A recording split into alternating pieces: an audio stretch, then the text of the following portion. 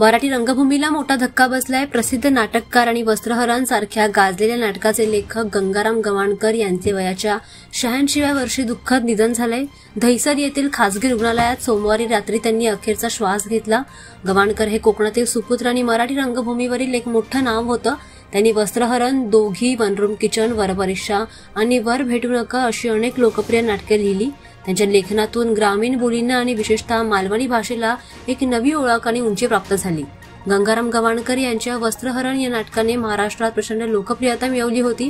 त्यांच्या लेखनातील विनोद, वास्तव आणि संवाद शैलीने प्रेक्षकांना नेहमीच जिंकून घेतलं। प्रसिद्ध लेखक पु ल देशपांडे यांनी देखील या नाटकाची विशेष प्रशंसा केली होती। त्यांच्या अनेक नाटकांनी मराठी रंगभूमीला नवा आत्मा दिला। मात्र मागील काही दिवसांपासून आणि महिन्यांपासूनच बघायला गेलं तर त्यांची तब्येत खालावलेली होती। अखेर वयोमानानुसार आलेल्या आजाराशी झुंज देत त्यांनी या जगाचा निरोप घेतलाय। त्यांच्या निधनाने मराठी रंगभूमीवरील एक पोकळी निर्माण झाली आहे। आज दहिसर येथील आंबावाडी स्मशानभूमीत त्यांच्या पार्थिवावर अंत्यसंस्कार करण्यात आले। मराठी रंगभूमीने आज एक प्रतिभावान, प्रांजळ आणि मातीशी जोडलेला नाटककार गमावला आहे।